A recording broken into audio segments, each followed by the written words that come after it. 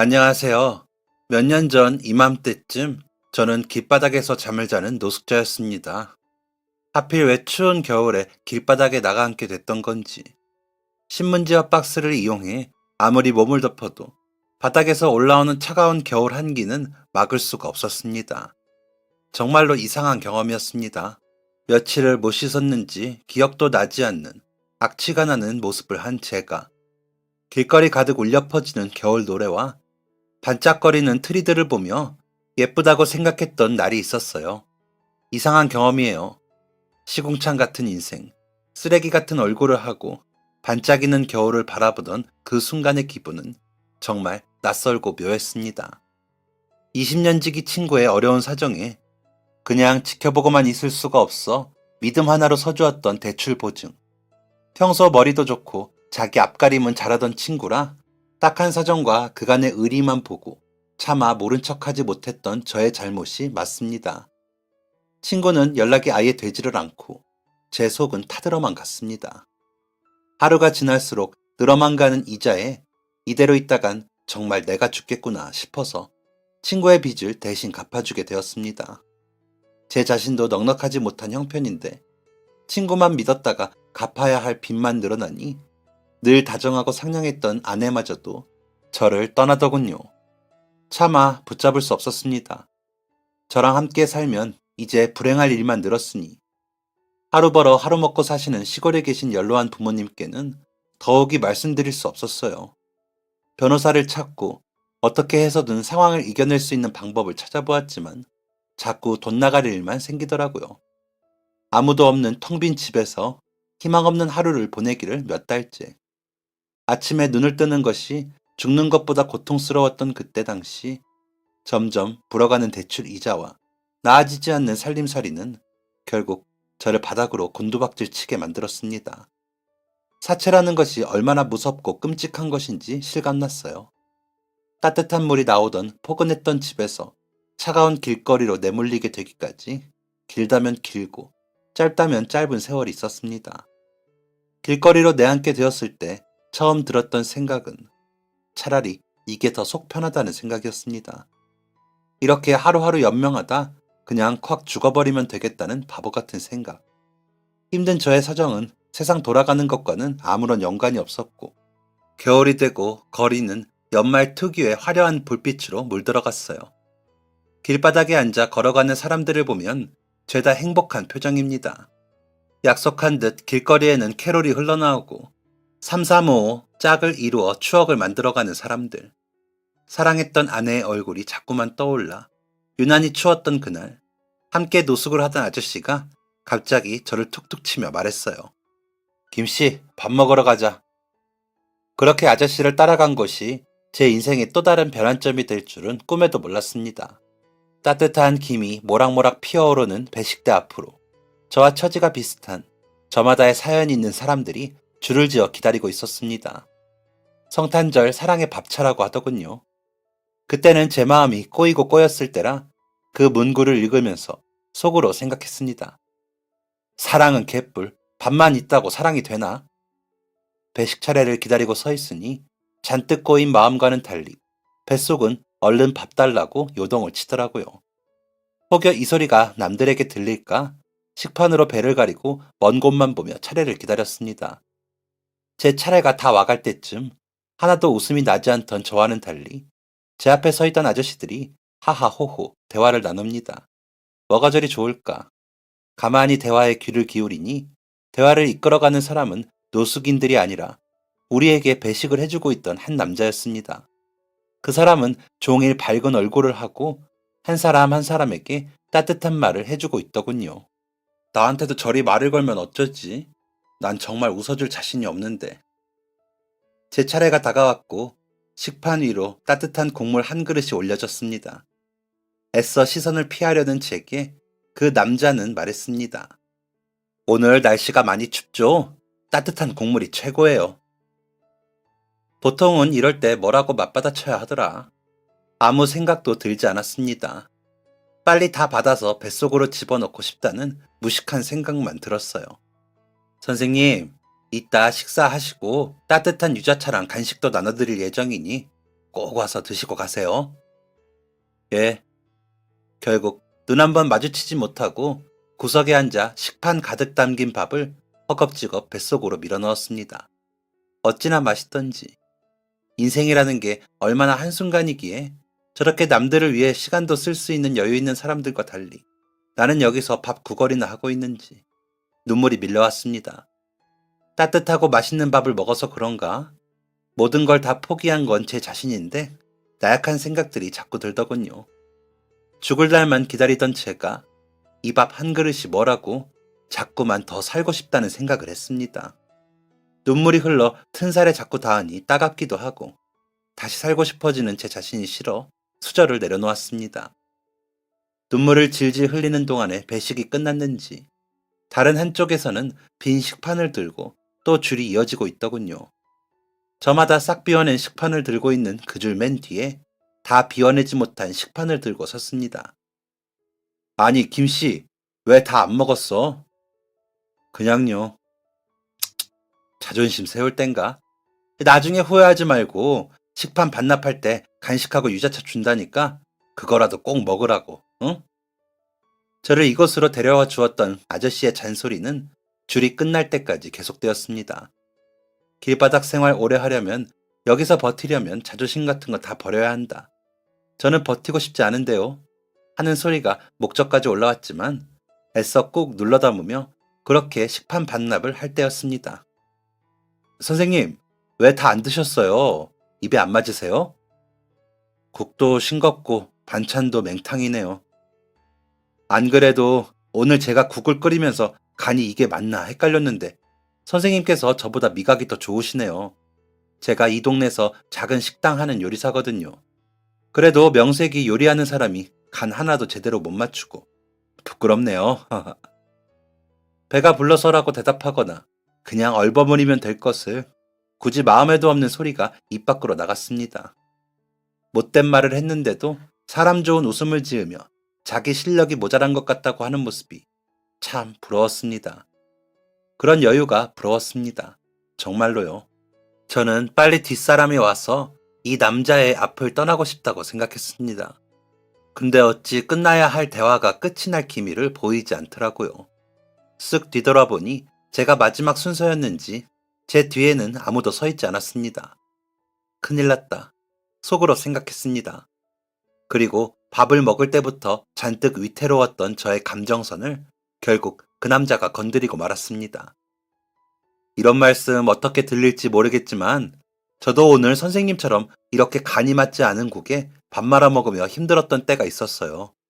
지금이야 시간이 지나서 이렇게 배식도 다니고 하는데 그땐 정말 살고 싶지가 아니, 말이 되는 소리를 하세요. 저처럼 일이 살았는데 지금은 식당을 하고 있다고요? 참 동화 같은 소리를 하시네. 어줍지 않은 위로 하지 마시고 진짜 도와줄 것 아니면 혹시라도 다른 사람들한테 이런 말 하지 마시오. 공짜로 밥 얻어먹는다고 우리 같은 사람들이 마냥 우스운가? 남자의 희망찬 이야기를 듣는 것이 너무 고통스러워서 저도 모르게 마음속으로 다시 잘 살아볼 마음이 드는 것이 역겨워서 그만 천벌을 받아도 모자랄 소리를 퍼부었습니다. 추위에 떨리는 건지 자꾸 목젖을 뚫고 나오려는 울음 때문에 떨리는 건지 모를 목소리를 감추며 유자차고 간식이고 받지도 않고 냅다 그 자리를 박차고 나와 공원 한편에 주저앉았어요. 진짜 못난 인간, 처벌을 받아야 마땅할 인간, 속으로 제 자신에 대한 저주를 퍼부었습니다. 참았던 눈물이 그제야 폭발하듯 터졌습니다. 다 큰 어른이 씻지도 못하고 더러운 몰골을 하고 공원에 주저앉아 엉엉 울고 있으니 지나가는 사람들이 흘끔흘끔 곁눈질을 하며 저를 피해 걸었습니다. 그때 죄다 멀어지는 발걸음뿐인 저의 귓가에 믿을 수 없는 소리가 들려왔어요. 뜀박질 소리. 제게로 달려오는 뜀박질 소리였습니다. 선생님! 아까 그 남자였습니다. 뛰어오느라 숨이 찼는지 헥헥 숨을 고르며 제 앞에 똑같이 철푸덕 주저앉았어요. 손에는 보온병 하나와 간식을 잔뜩 쥐고. 기분 상하셨다면 죄송합니다. 그래도 저 거짓말 한 거 아닙니다. 선생님 그렇게 나가시고 짧게나마 억울했습니다. 저 오기가 생기네요. 거짓말 아니라고, 진짜라고 증명해 보이고 싶어요. 지금 제가 하는 말도 기분 나쁘실 수 있겠죠. 하지만 저도 기분 나쁩니다. 그러지 말고 저희 식당에 나오세요. 선생님, 어떤 사연인지 저는 모르지만 아직 저보다 훨씬 젊으신 것 같은데 저도 함께 나온 봉사자들 보기에 체면이 구겨져도 한참 구겨졌어요. 선생님 때문에. 이렇게 된 거 저한테 오셔서 제 말이 진짜인지 아닌지 한번 해보세요. 여기 식당 주소입니다. 내일 여기로 나오세요. 안 나오시면 저한테 이렇게 하신 게 쪽팔려서라고 생각하겠습니다. 상냥했던 말투와 표정을 싹 지워버리고 잔뜩 화가 난 표정을 한 남자가 바닥에 보온병과 간식을 내려두고 사라졌습니다.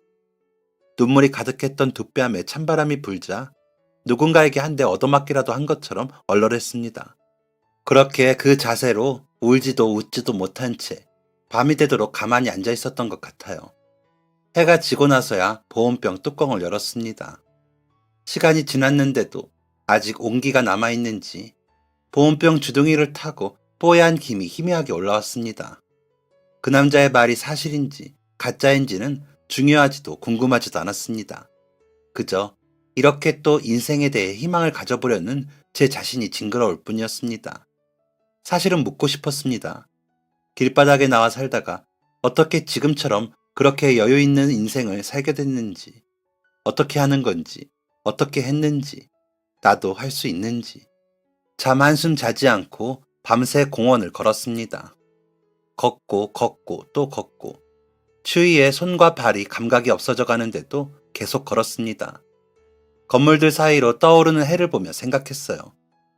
혹시 이대로 죽을 수가 없는 운명인가? 내가 저 사람한테 그런 말을 할 자격이 있었나?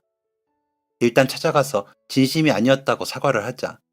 내 자신에 대한 비난이었다고. 단 한마디도 진심이 아니었다고 꼭 사과하자. 주머니에 동전을 털어 편의점에서 가장 비싼 우유 하나를 샀습니다.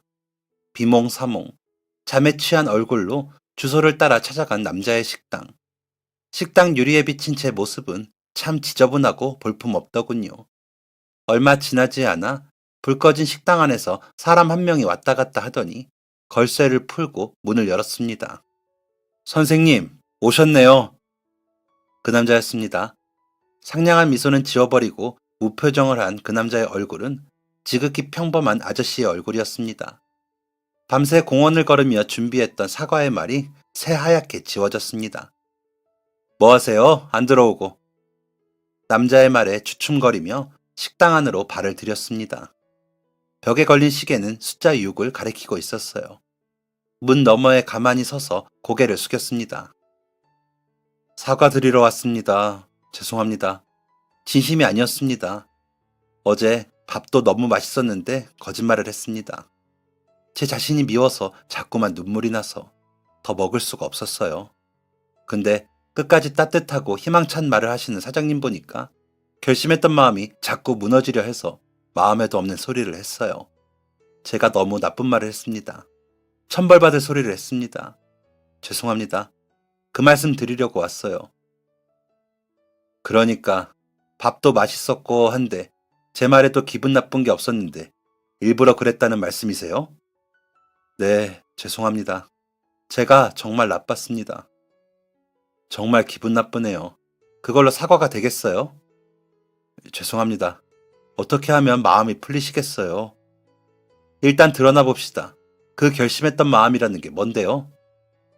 이대로 살다 빨리 죽자는 마음이에요. 그래요?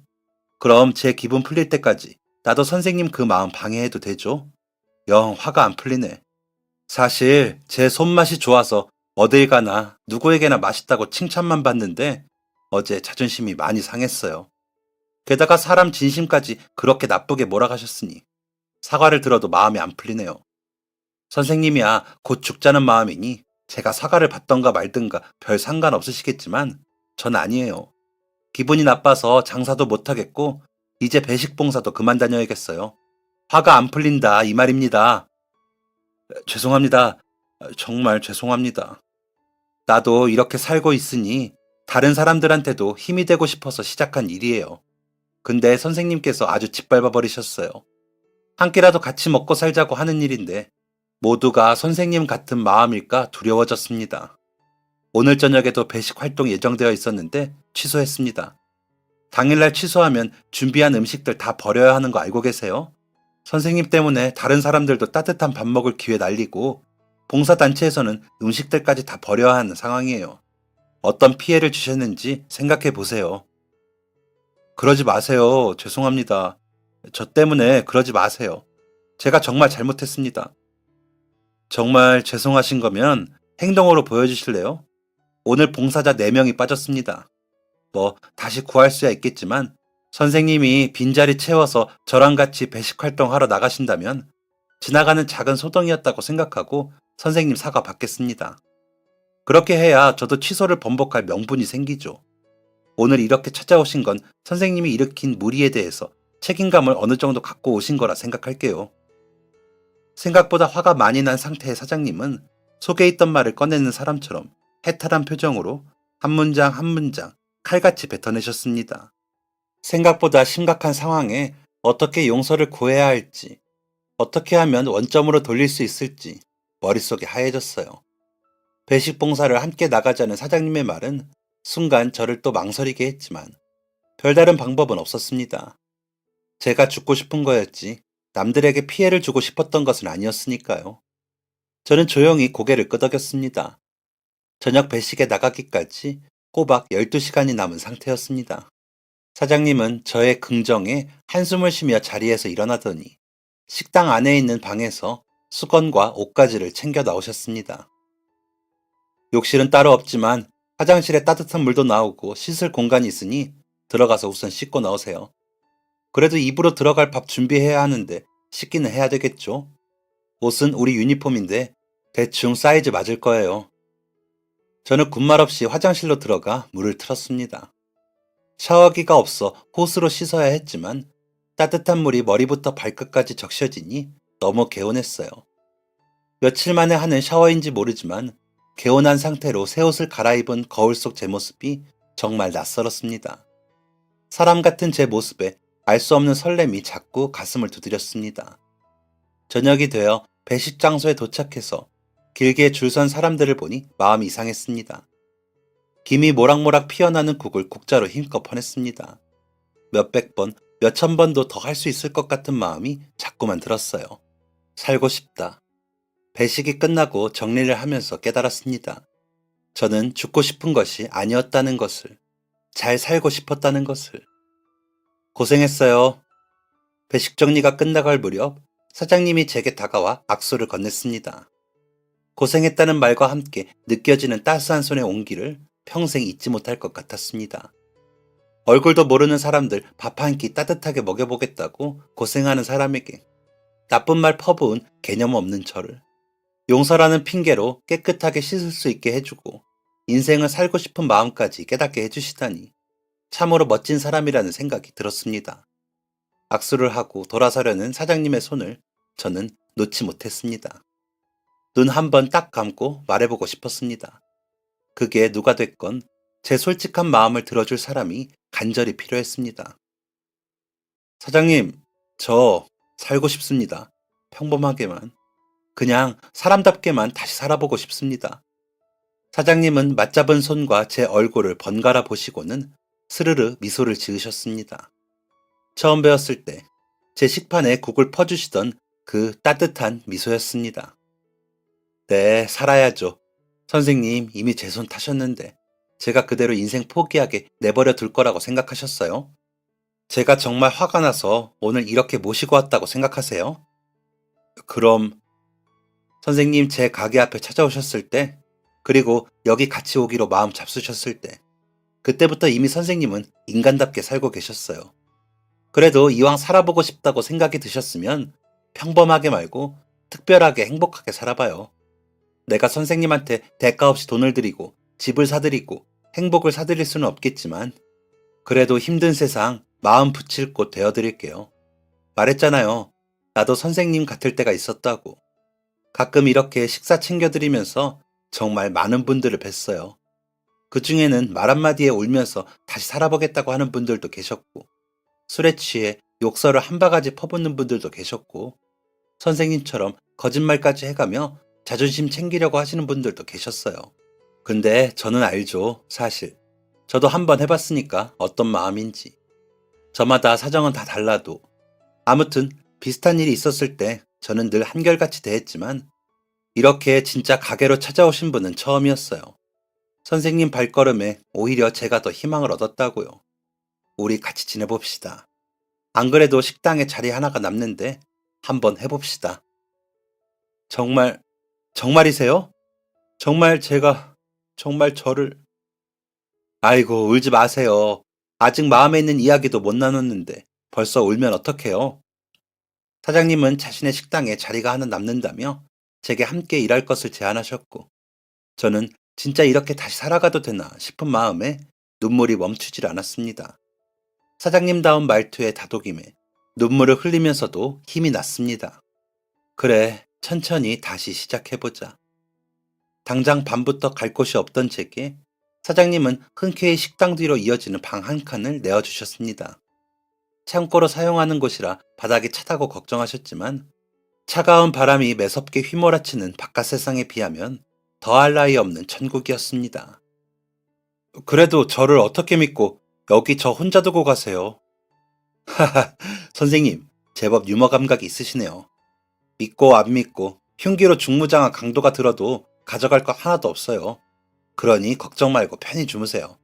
밤중에 자객이 들이닥쳐도 창고 안에 사람이 있을 거라는 생각은 꿈에도 못할 테니. 하하. 사장님은 호탕하게 웃으며 다음 날을 기약하셨습니다. 그날 밤 천근만근한 눈꺼풀이 자꾸만 눈앞을 가리고 몰려오는 피곤함에 수십 번 하품을 하면서도 쉬이 잠에 들지 못했습니다. 처음 길거리에서 잠을 청하던 날보다 다시 이렇게 방바닥에 누워있는 그 순간이 더 현실감이 없었기 때문입니다. 다음 날 사장님은 가게 문을 열기 위해 어김없이 아침 6시에 출근을 하셨습니다. 전날 그랬던 것처럼 화장실에서 씻고 나오니 신선한 재료들을 사들고 들어오는 사장님이 보였어요. 잘 잤어요? 앉아봐요. 새우 등 좀 따게. 새우 등 딸 줄 알아요? 네, 사장님, 알고 있습니다. 따로 하시는 방법 있으시면 한번. 요렇게 톡. 사장님은 큰 손으로 톡톡 새우 등을 능숙하게 땄습니다. 마주 앉아 새우 등 따기에 바빠 어느새 내려앉은 침묵이 조금은 어색해질 무렵. 근데 이름이랑 나이가 어떻게 돼요? 저 37입니다. 정준현입니다. 나는 서말태 55이요. 나는 뭐 사장이니 사장이라고 부를 거고 준현 씨라고 부르면 되겠어요? 네, 편하게 부르십시오, 사장님. 그래도 마흔은 되는 줄 알았는데 고생을 많이 해서 그런가? 액면가가 좀 있네요. 하하, 그런 말 많이 듣습니다. 농담을 또 진담처럼 받아듣네. 자, 면접은 여기까지. 오케이, 합격. 그러면 이제 새우 등 따고 마늘 까고 양파 써는 동안 그동안의 긴 사연 좀 들어볼까요? 제 사연 말씀이시죠? 그렇지. 왜요? 어색하면 내 이야기부터 먼저 들려줄까요?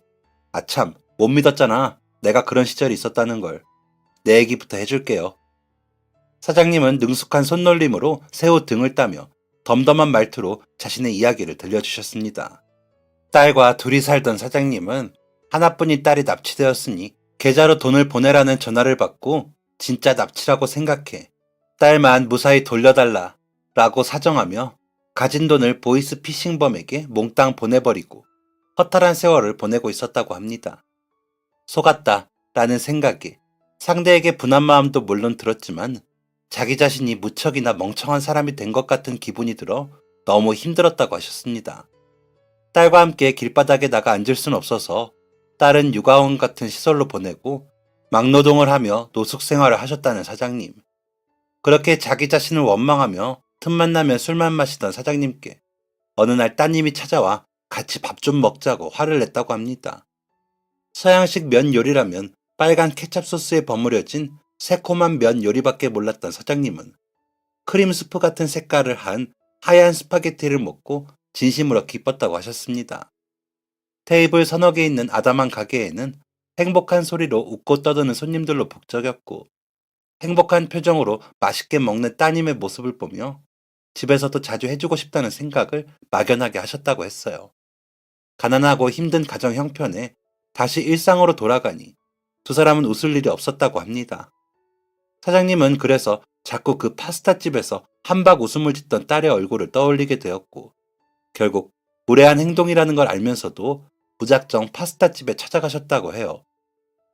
젊은 부부가 하는 집이었어요. 부부가 웃는 모습이 참 닮았더라고. 어떻게 그렇게 행복하게 맛있는 맛이 나오나 했는데 좋은 사람들 손끝에서 나오는 음식이라 그랬었나 봐요. 그 사람들은 정말 당황했을 거예요.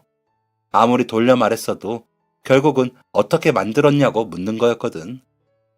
사장님은 그 부부에게 딸이 파스타를 정말 좋아하는데 밖에서 자주 사주고 싶어도 형편이 좋지 못해 솔직히 어렵다며 저렴한 재료라도 집에서 맛만 낼 수 있다면 배워서 자주 해먹이고 싶다고 진심을 담아 이야기하셨다고 합니다. 그랬더니 부부가 흔쾌히 파스타 만드는 방법을 알려주었고 따님에게 직접 파스타를 해주었다고 해요. 그랬더니 우리 딸이 그 파스타집 사장님들한테 감동을 한 거야. 다음날 별로 친하지도 않은 친구들을 데리고 그 파스타집을 또 갔대요.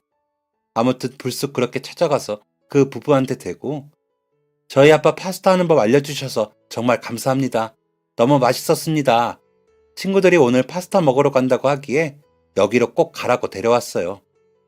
제 딴엔 너무 고마우니까 별로 안 친한 친구라도 데리고 가서 한 그릇이라도 더 벌게 해주고 싶었던 모양인 거지요.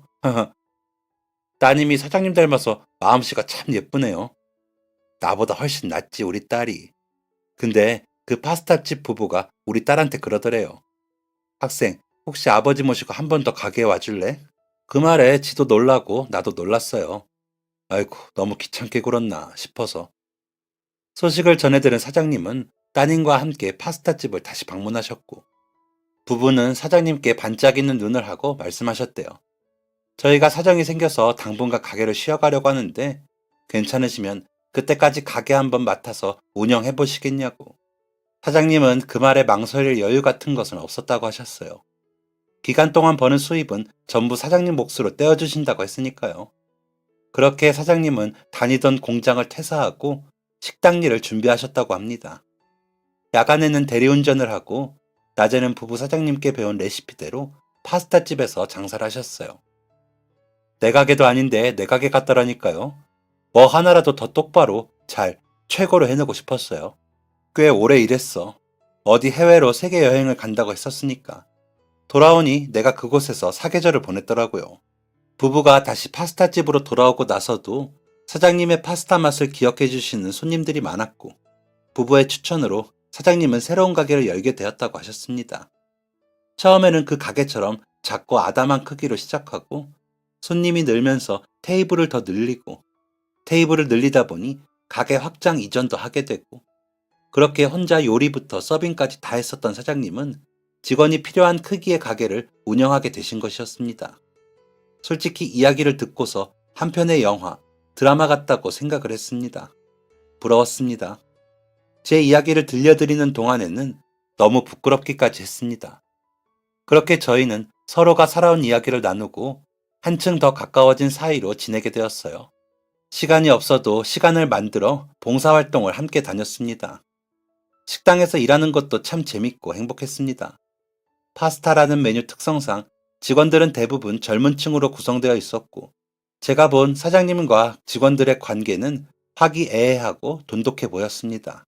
저는 사장님의 하애와 같은 배려로 식당 뒤에 작은 창고방에서 잠을 자고 화장실에서 씻고 지내며 돈을 모았고 제 지난날의 사연을 들은 사장님께서는 제게 일어난 사건에 대해 민사로 해결할 방법을 알아봐 주시기까지 했습니다. 무식하고 배운 것 없어서 딱히 도움을 청할 곳이 없어서 그래서 내 몫이라고 생각했던 것들을 나도 배운 것은 없지만 우리 둘이 머리 합치면 안 될 것도 되지 않겠냐 라고 이겨낼 수 있게 해주셨던 사장님.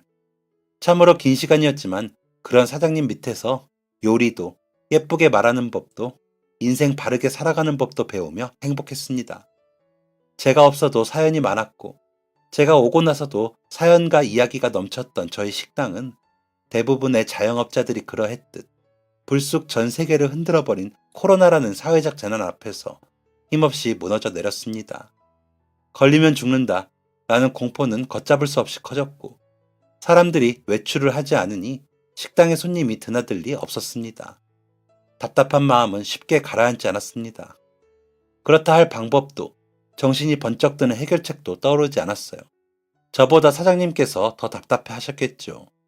지금에야 배달이 발달되어 온갖 음식들을 다 배달시켜 먹을 수 있는 세상이 되었지만, 코로나가 처음 터졌을 당시에만 해도 면 요리의 배달화가 쉽지 않았습니다.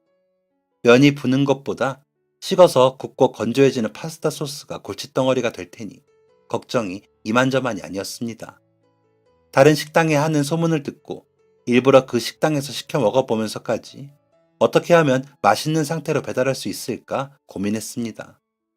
고민 끝에 뒤늦게라도 배달을 시작했지만 우리에겐 제법 만족스러웠던 방식이 어떤 고객에게는 형편없을 수도 있고, 배달 후기라고 식당을 평가하는 것까지 더해지면서 퍼주지 않으면 나쁜 식당 소리를 듣는 문화가 생겨버렸어요. 식당 문이 열려있을 때보다 훨씬 줄어든 매출에 혹여 누가 나쁜 후기를 작성하기라도 하면 며칠 동안은 문을 열지 않는 것이 문을 여는 것보다 더 이득일 정도로 손님이 없었습니다. 적자는 멈출 생각을 안 했습니다. 사장님은 급기야 대출을 받고 집 보증금까지 빼고 나와 가게에서 먹고 자고 직원들 월급을 챙기기에 이르렀습니다.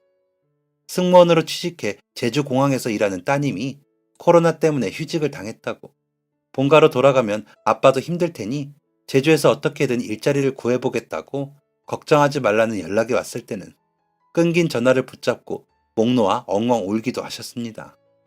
그렇게 충분히 과하게 힘들었음에도 불구하고 사정은 좋아지지 않았습니다. 직원들 월급이 한 명씩 밀리기 시작하자 견디지 못한 한 직원이 노동청에 사장님을 고발하고 말았습니다. 고민 끝에 사장님은 직원들 한 명 한 명과 면담을 하며 다른 곳으로 전부 떠나보내고 제게도 망설임 없이 말씀하셨어요. 준현아, 나 솔직히 이제 가망이 없다. 이렇게 된 게 다 내 잘못 같아서 한 푼이라도 챙겨주고 싶어서 다 데리고 있었는데 이제 나 진짜 월급 줄 돈도 없어. 너 3년 동안 여기서 죽어라 고생하고 집 구한 지 이제 1년밖에 안 됐는데 또 고생시킬 수는 없다. 코로나랑 상관없는 월급 잘 나오고 복지 좋은 데로 취직해라. 너 정도면 충분히 할 수 있다. 갈 만한 곳 내가 같이 찾아볼게. 무슨 소리 하세요, 사장님. 제가 갈 데가 어디 있다고 여기를 떠나요. 어림없는 소리 마세요. 네가 갈 데가 없긴 왜 없어. 여기 있으면 네 마음만 상한다니까. 끝까지 책임 못 져서 정말 미안하다. 부탁이니까 제발 더 좋은 곳으로 가서 월급 제때 받고 살아. 미치겠네 진짜. 사장님. 사장님은 저를 위한 방법은 이것뿐이라며 저마저도 가게를 떠나라고 부탁하셨습니다. 하지만 이걸 어쩌나요? 제 머리는 이미 사장님 곁에 남을 수 있는 방법을 계산하고 있었고, 마음은 사장님을 지키려는 의지로만 가득 차버렸으니까요. 저마저 떠나면 혼자 남은 사장님이 너무 힘들고 고통스러울 것 같았습니다. 제가 혼자일 때, 모든 걸 다 포기했을 때 혼자가 아니니 포기하지 말라고 다독여준 사람은 사장님이었습니다. 그리고 그동안 사장님 밑에서 온갖 배려와 나눔을 받고 지내면서 늘 다짐했습니다. 저 또한 사장님께 그런 존재가 되기로. 그렇기 때문에 사장님이 혼자일 때, 모든 걸 다 포기했을 때 제가 사장님 곁에 없는 건 있을 수 없는 일이었습니다. 직원들이 다 떠나고 텅 빈 가게에 마주 앉아 눈물로 호소하는 사장님의 손을 꼭 잡아드렸습니다. 눈물이 나면 붙잡고 있는 손을 놓지도 않고 서로의 얼굴에 흐르는 눈물을 닦아주었습니다. 사장님, 그러지 말고 우리 여기서 합숙할까요? 무슨 말도 안 되는 소리를. 제발 이상한 생각 말고 나한테 그런 책임감 같은 거 느끼지 마. 네가 어떻게 벌어 구한 집인데 헛소리 하지 마. 고민 끝에 합숙이나 하자며 일부러 농담 같은 말투로 말씀드렸지만 사장님께서는 절대 안 된다고 노발대발 하셨습니다. 그러면 이걸 어떻게 강제 추진하나. 머릿속은 이제 사장님과 저 좁은 창고방에서 어떻게 효율적으로 지낼 수 있는지를 고민했습니다. 말보다는 행동으로 보여주자는 생각으로 며칠 동안 집주인과 합의를 보고 집 보증금을 돌려받았습니다. 네, 다시 갈 곳 없는 사람이 되어버렸습니다. 물론 그 전까지 지내던 집도 온전히 내 거라고 말할 수 있는 자가는 아니었지만 그래도 내가 사는 집이라고는 부를 수 있는 공간이었는데 다시 원점으로 돌아간 것입니다. 집이 없는 삶. 한번 해봤기에 자신 있었습니다. 그리고 혼자가 아니라 사장님과 함께이기에 더 자신 있었습니다. 떨리는 마음으로 사장님께 보증금이 든 봉투를 쥐어드렸습니다. 사장님, 저 집주인한테 쫓겨났어요. 이 돈 드릴 테니까 나 다시 지낼 집 구할 때까지만 여기 창고에서 지내게 해주세요. 뭐? 집주인한테서 쫓겨나? 예, 그렇게 됐네요. 가만히 있었어? 전화번호 줘봐. 아이, 벌써 끝났는데 뭐하러 전화를 해요? 사랑하다 헤어진 남녀나 끝내고 나서 구차하게 전화하고 그러지. 사랑하지도 않는 집주인한테 뭐하러 전화를 걸어요? 끝난 사이에. 너 좀 이상한데? 너 설마 너 이 새끼 일부러 집 빼고 나온 거야? 난 그런 소리 한 적 없어요. 오늘 밤에 가게 마치면 짜파게티 끓여서 파김치 돌돌 말아 먹을까요? 야, 정준현. 준현 씨, 너 진짜. 아휴, 사장님. 저 이왕 이렇게 된 거 솔직하게 얘기할게요. 우리 가게 다시 좋아질 때까지 나 월급도 받을 생각 없어요. 주면 다시 돌려주고 또 주면 또 다시 돌려줄 거예요. 솔직히 제가 그동안 사장님께 받은 거, 물질적인 것부터 마음까지 셀 수 없이 많은데 늘 받기만 하면서 속으로 생각한 게 뭔 줄 아세요? 와, 나 이거 죽기 전에 사장님한테 다 갚을 수 있을까? 그동안 뭐 사소한 거 하나라도 해드릴 수 있는 게 있었어야지. 지금 제가 하는 것도 진짜 부담 가질 필요가 하나도 없는 것들 뿐이에요. 사장님, 보증금이라고 해봤자 돈도 몇 푼 안 되고 그동안 사장님 밑에서 먹고 자고 공짜로 요리 배우고 식당 일 배우고 한 거 생각하면 제가 드리는 돈이 모자라고도 한참 모자라요. 평생 또 갚겠다고 안 할게요. 우리 지금 혼자 되지 말고 둘이 힘 합쳐서 으쌰으쌰 해봐요. 다시 한번 일어서 봐요. 코로나 그까짓 거 그게 어떻게 사람을 이기겠어요. 안 그래요? 우리가 이겨봐요 진짜. 나 사장님이 나랑 같이 다시 한번 힘내본다고 약속하시면 앞으로 살면서 또 받은 거 갚겠다고 사장님 말 안 듣고 마음대로 구는 일 없을 거예요. 약속할게요. 그러니까 처음이자 마지막으로 딱 한 번만, 네? 한 번만 같이 일어나요, 사장님. 지금 우리가 뭘 한다고 해서 뭐가 되지도 않아. 알잖아요, 준현 씨. 나 진짜 정말 미쳐버리겠네. 분명히 할 수 있는 방법이 있을 거예요. 우리 동네는 아니지만 저 번화가에 있는 식당들은 조금씩 살아나고 있대요. 희망이 있어요, 사장님. 수진이도 이번에 휴가 있어서 잠깐 올라온다고 했어요. 사실 제가 부탁했어요. 젊은 사람들 하는 인스타그램인가? 그것 좀 알려달라고. 우리 딸이? 잠깐만.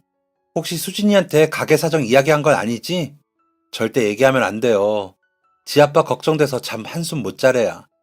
아유, 수진이한테는 당연히 얘기 안 했죠.